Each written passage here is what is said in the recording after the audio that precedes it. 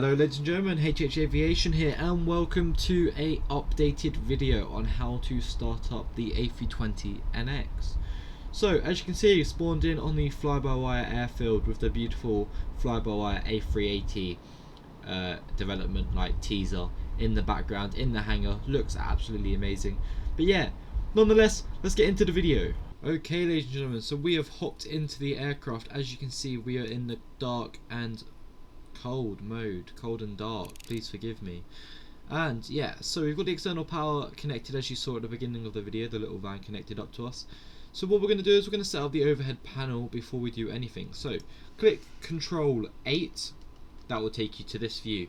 This view is the easiest thing to set up anything on the overhead panel, so I'm going to take it through step by step to show you. So step 1, you want to put the batteries on, so battery 1 and 2 on. Perfect. Then you're going to want to connect up the external power. As you can see, I've already got it connected, so it says available, so click on. Perfect. The aircraft's now come to life. You can hear a lot of sounds going on. Then what you're going to want to do is you're going to want to head up to the ADIS. IR1 set to nav, IR2 set to nav, and IR3 set to nav. Perfect. They're all done. Head down to the bottom left here on the overhead panel, click crew supply on. Head down to where all the lights are.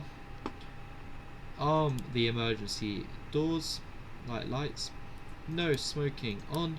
And then you have the choice of whether you want to put seat belts on or off. For the purpose of the video, I'm going to put them on. If you're flying at night, put your nav and logo lights on, as demonstrated. Strobes set to auto. Beacon light stays off because we've not started up the engines yet.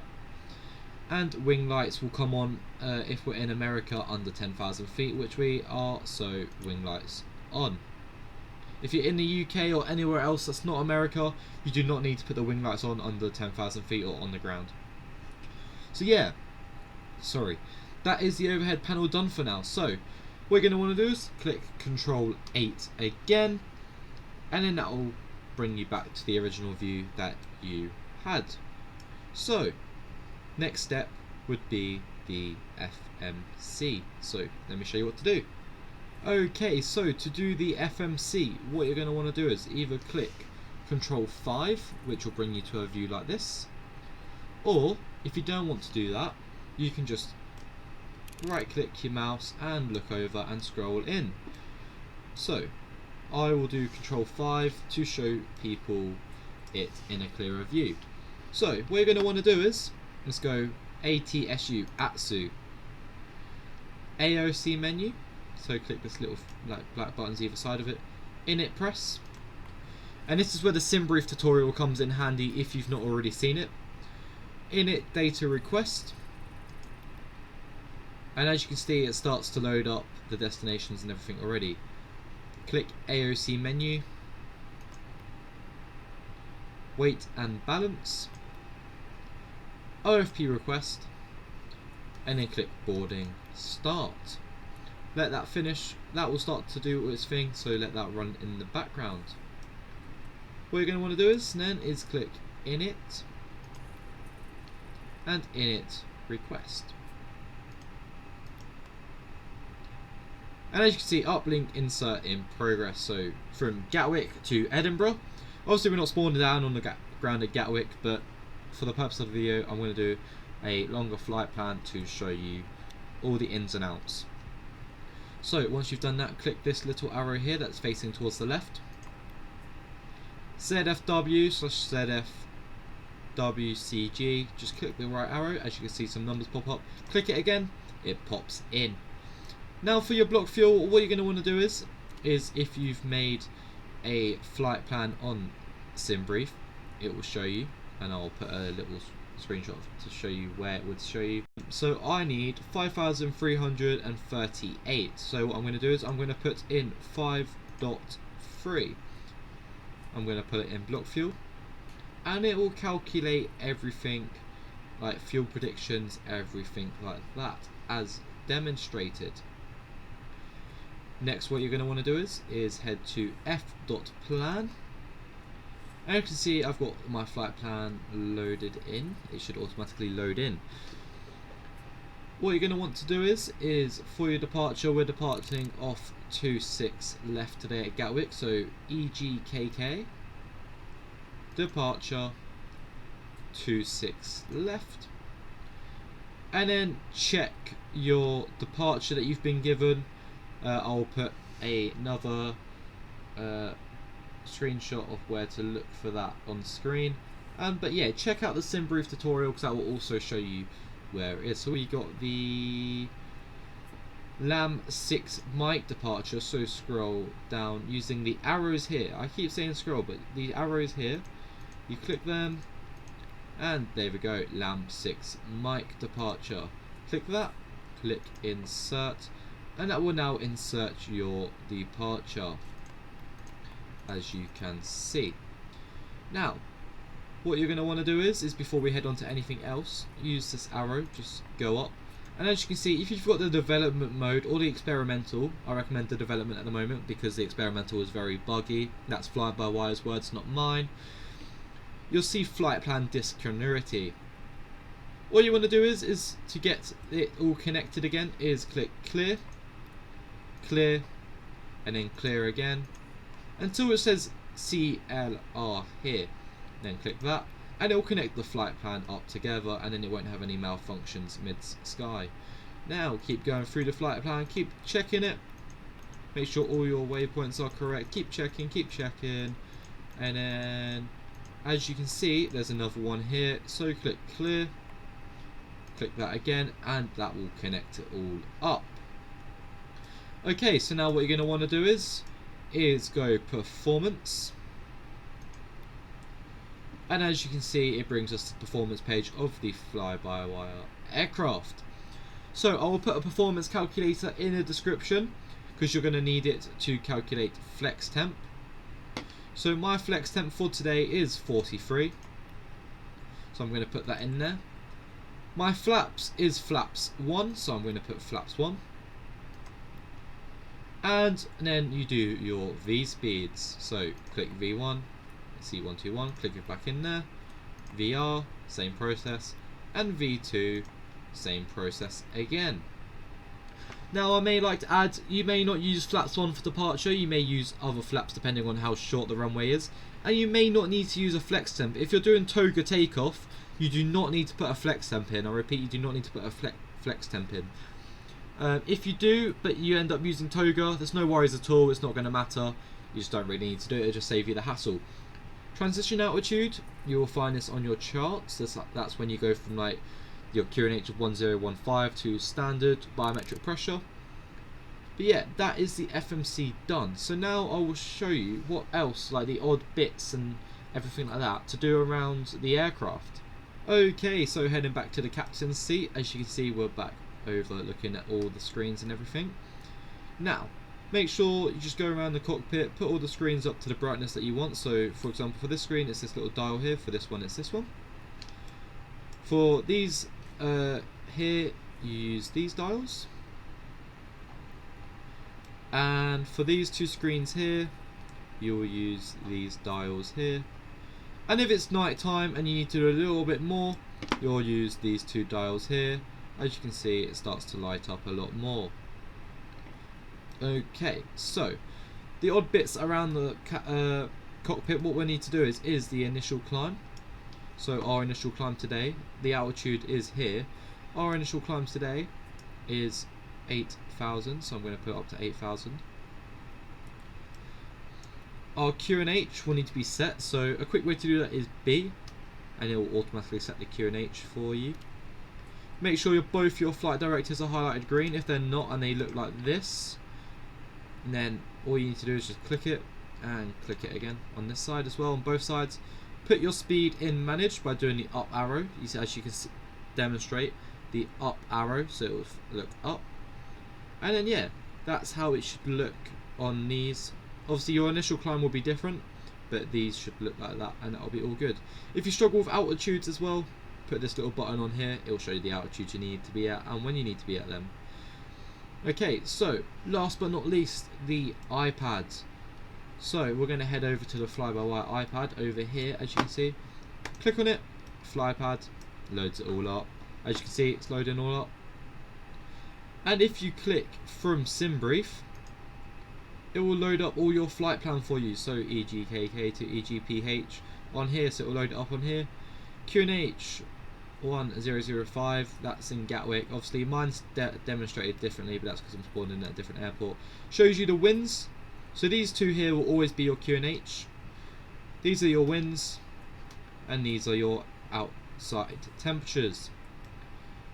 Another key thing you need to do is refueling the aircraft. So in order to do that, what you need to do is go to this little paperclip here, fuel, find out your block fuel. So for example, mine is 5338, and click on here 5338. You can have real, instant or fast loading times. I'm going to click instant for the purpose of the video. Actually, I'll click real. I'm going to click play, and as you can see, it's refueling. If we go over, it will show us here refueling, and then once that comes off here, I'll show you, it will show you that the aircraft's all refueled. Another few things to mention: you can connect jetways and everything like that to it, and you've also got charts, VATSIM controllers if you're on an ATC network, also works with IVAO. Failures, do not click any of these unless you want to have a failure mid-flight, and some settings to mess around with the aircraft config. Don't do it if you don't need to. Obviously, calibrate your throttles if you haven't, and you can like adjust realism and everything like that. So yeah, that's pretty much everything really. The refueling will come off when finished. As you can see, it's loading up the fuel. So yeah, I'll show you that when we finish refueling, and I'll show you the push and start. Okay, ladies and gentlemen, so as you can see, refueling has come off. That means the aircraft has been refueled. So to do pushback, we're going to do that handy little shortcut of Control 8, and we're going to start up the APU. So just click the APU master switch and APU start. We would have got our pushback clearance if we was on VATSIM or IVAO. So once the APU fires up, it will say available, but for the time being, switch the beacon lights on to let people around the aircraft know that push and start will be happening relatively shortly, and that the engines will soon be firing up. So the APU will start to then begin getting itself ready. It will start firing up and everything like that. So we'll just give that the time that it needs. Okay, and as you can see now, the APU says available, so we'll whack on our APU bleed. So once you've put on your APU bleed, you can then let it run for about 5 to 10 seconds. Turn the external power off. It will say available, but you no longer need it on. Disconnect that power truck that you had in, and you're now ready for push and start. So what you're going to want to do is, to get ready for push and start, call the tug. There you go, that's my tug connected. You're going to want to disconnect the parking brake. As you can see, parking brake disconnected. Lock the cabin door and switch your engines to ignition so that they're ready to be started up. Now you're ready to start the pushback. So FS Realistic giving us all a heart attack there. Thank you.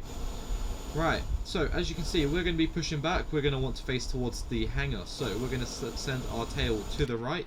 So start your pushback using the iPad or any pushback helper that you have. So let's go. We should start pushing back now. Wait, no, I need to connect the tug here. Perfect. And now push back. Are we going? Nope, because I've got too many add-ons all overriding each other. And there we go. Now we're going. So you could use the iPad, or you could use an external add-on like toolbar pushback, like you just saw pop up, or yeah, or pushback helper. I'll link them both in the description. So yeah, switch the engines the engine start lever will be in ignition. As you can see, you're going to click Control 8 again, that cheeky little shortcut. Start the fuel pumps. Once the fuel pumps are on, Control 8 again. It's going to be a little bit of a quick process, and you're going to start up engine 2. So then engine 2 will start to fire up, as you can see demonstrated on here by the N2 rising. Meanwhile, double check where you are on your pushback. We've definitely gone way too far back, so we're going to start to rotate our tail to the right now. Remember, you can do that on the iPad or any external pushback helping software that you have.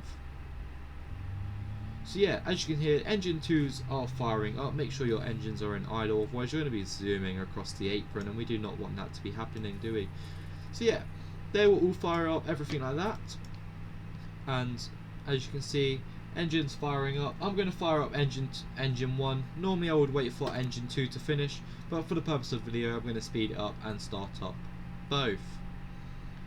Then once you've finished your pushback, so I'm going to call it here, I'm going to click stop on the pushback. So if you use the iPad, you'll click stop here, and as you can see, pushback has now halted. We're no longer moving. So then you're going to want to set the parking brake. So set the parking brake. Parking brake is now set. Now before you taxi, what you're going to want to do is set your flaps to position 1. So flaps in position 1, and arm the spoilers. Another thing you'll want to do is set your auto brake to max, just in case of a rejected takeoff. So as you can see, engine 1 is firing up, ground spoilers are all armed, everything like that. You'll then want to quickly turn off your predicted wind shear, and then you'll be good to go for the taxi. If you're in America, they may ask you to squawk mode Charlie, so what you do to that is you just turn that over towards its facing the end. So now both engines are ready, we are ready to taxi, so click Control 8, put your taxi lights on, APU can now, bleed can now come off, and APU can come off. The taxi lights are on, you are ready to go. That is the aircraft setup, ready to go. You're now on control with your throttles. You would then take off the parking brake, and you're ready to get moving. You are now in control of the aircraft, etc, etc. If you'd like to see a taxi and takeoff tutorial, landing, anything like that tutorial of the fly-by-wire, let me know in the comments. But yeah, that's been the startup of the aircraft. Sorry if it's been confusing, please let me know if there's anything I can do to help. But yeah, for now, I'll see you all in the next one. This has been HH Aviation, and please stay safe. See you all out. Peace.